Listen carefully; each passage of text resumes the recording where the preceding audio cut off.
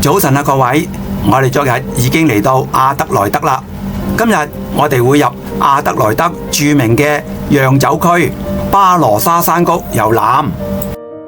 經過大約1個小時嘅車程，我哋就到咗巴羅沙山谷啦。喺度滿眼都係葡萄樹啊！巴拉沙瓦尼巴羅沙山谷係位於阿德萊德東北約60公里。山谷係屬於起伏嘅丘陵地，係典型嘅乾暖地中海氣候，適合葡萄嘅種植。而佢係南澳最重要嘅葡萄酒產區之一，同獵人谷、亞拉谷並列為澳洲3大酒谷。巴羅沙山谷現時有超過150間酒莊，80多個酒窖門市。而山谷遍佈住大片嘅葡萄園，四季嘅顏色係唔同，加上歷史古老嘅酒莊、農村餐廳同埋歐陸風情嘅小鎮，每年都吸引咗好多旅客同埋市民嚟到呢個山谷品酒同埋品嘗當地嘅美食㗎。入咗山谷，我哋第一個參觀嘅酒莊就係佢嘅積及酒莊啦。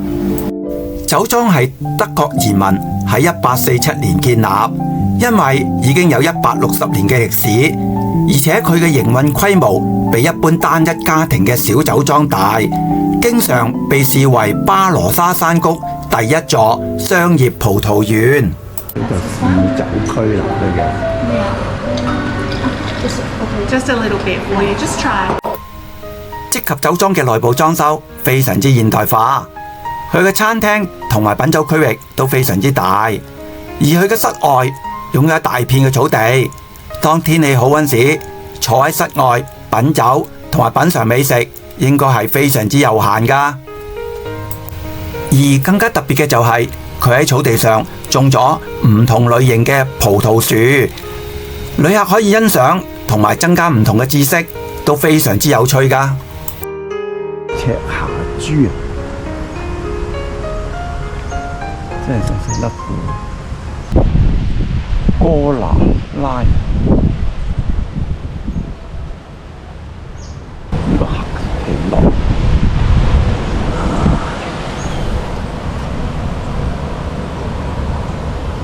啊，真係臭臭嘅。積及酒莊喺巴羅沙山谷都算係一個大嘅品牌，喺鎮嘅入口都見到佢嘅宣傳牌。而家我哋就去另一個酒莊遊覽參觀啦。Chateau Tollanta 酒莊係創立於1890年，但係最早其實可以追溯到1840年。佢係山谷裏面最早嘅大型酒莊之一，而家已經被列入為南澳文化遺產建築，係巴羅沙山谷嘅地標酒莊。而整個酒莊城堡係以藍石、鑄鐵同埋法國橡木建成，佢係南半球最大最有氣勢嘅酒莊建築之一。城堡前邊有大片草地同埋花園，周圍係環繞住葡萄園，非常搶鏡，被好多旅客認為係巴羅沙行程必然拍照嘅酒莊嚟㗎。咁呢個酒莊呢，嗰個建築啊好靚。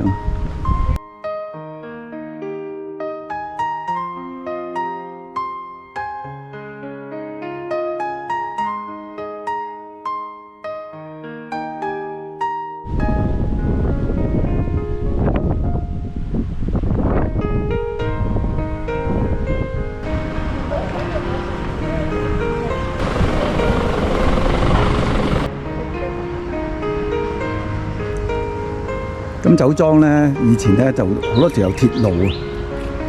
咁呢個酒莊出面呢已經有一條鐵路喺度經過，啲過濾嘅應該就。啊，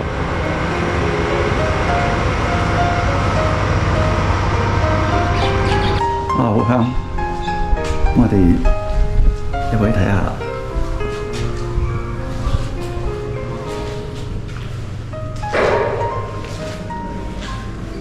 哇！呢度好多木桶啊！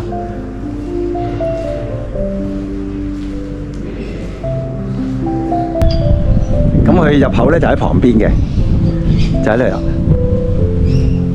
好有特色。跟住試酒啊！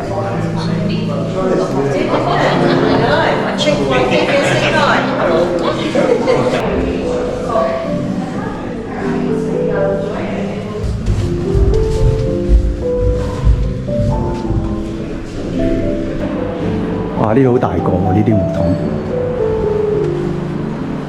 我底嗰度有個通風嘅喎。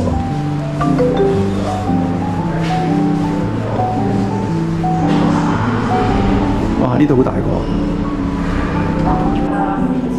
好，呢啲就係私人試酒室啦。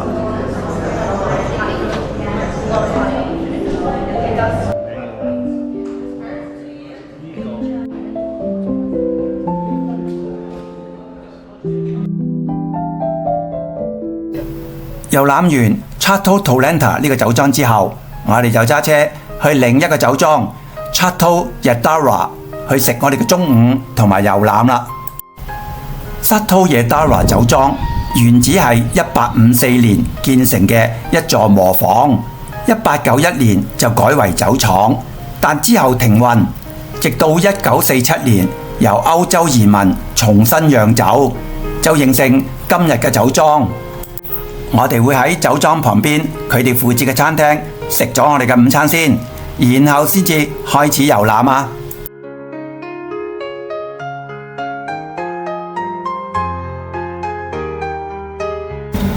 喺午餐之後，我哋就開始參觀。酒莊整體都係一啲老嘅建築群，好似石雕城堡，而城堡前面有噴泉同埋花園，外觀非常之適合拍照。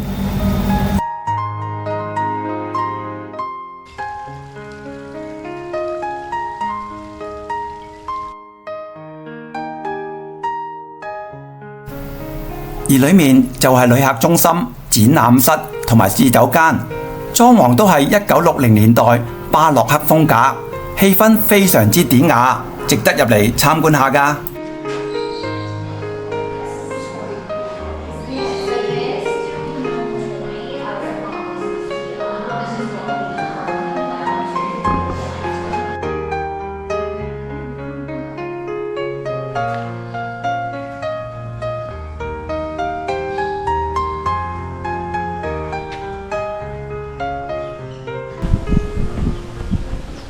咁酒莊咧都可以坐食蒸機去參觀嘅，咁但係今日就冇開，嘅。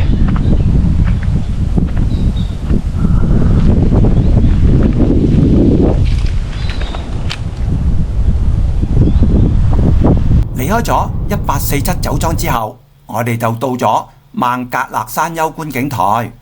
觀景台係巴羅沙山谷其中一個免費嘅高位觀景點，佢提供咗接近180度俯瞰山谷嘅視野，可以睇到成片嘅葡萄園、酒莊建築同埋起伏嘅山丘。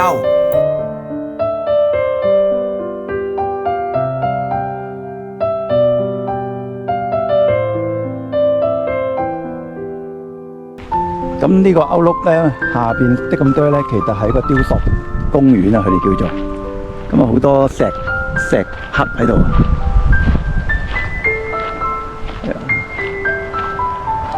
阿益有個鷹嗰度。咁呢度介紹咧，每一個雕塑佢嗰個來源啊，邊個地方整嘅？2008年開始嘅喎。離開咗觀景台之後，我哋就去另一間酒莊 Seppelt Field。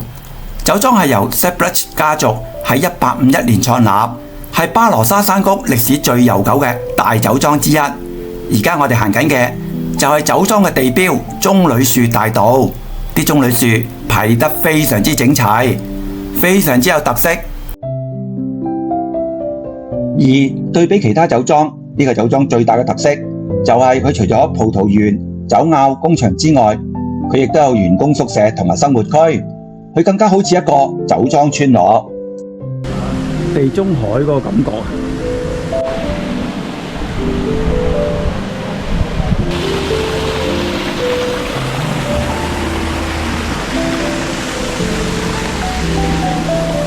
呢度就係酒莊裏面嘅試酒區，個裝修都非常之靚，同埋非常之悠閒。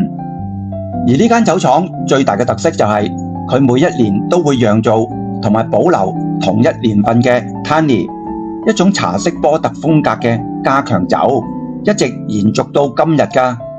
佢係世界上唯一每一年份都有存酒超過100年嘅連續年份嘅加強酒窖。旅客可以預約體驗，品嘗下自己出生年份嘅 Tanney， 個感覺都非常之特別。而酒莊嘅外觀建築係維多利亞時期嘅格局，用石材砌成，外觀厚重，有拱形窗、石牆同埋紅磚，配上棕櫚樹同埋花園，有莊園大宅嘅感覺，非常之靚。試完酒同埋參觀完酒莊之後，如果大家有時間，可以參觀呢一間喺酒莊裏面嘅工房。佢係展出同埋銷售手工梘同埋護膚產品，工作人員會解釋俾你聽產品嘅特質，都非常之有趣。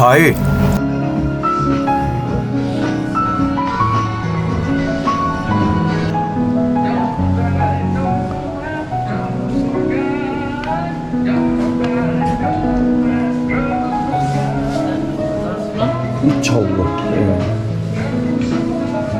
做酒又可以做嘈。離開咗酒莊，大約揸咗10分鐘車，就去到我哋今日最後一個參觀點 Maggie Bear's Farm Shop。其實呢個唔係一個酒莊，佢係澳洲著名廚師 Maggie Bear 喺巴羅沙山谷自家農場上嘅農莊食品加咖啡店嘅體驗中心。重點係食品、調味品同埋巴羅沙山谷嘅農場風景，而呢度亦都係唯一可以一次過買齊 Maggie Bear 所有產品嘅地方。而喺呢度提醒大家，喺佢旁邊嘅 Annie's Eatery 餐廳係需要預約午餐㗎。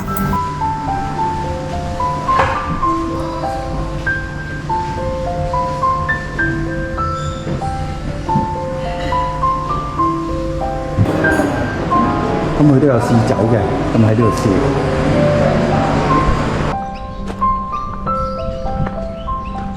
咁 Maggie 呢間咧，出面咧有個細細地嘅動物園仔啊，就有多雀仔喺度啊，幾得意。咁大家有時間嚟睇一睇啦，好靚啊啲雀仔。好，咁我哋出翻去個鎮 Toowoomba 行一行啦，對面就 Information Centre 嚟嘅。5點鐘到啫，差不多全部嗰啲鋪頭佢都閂咗。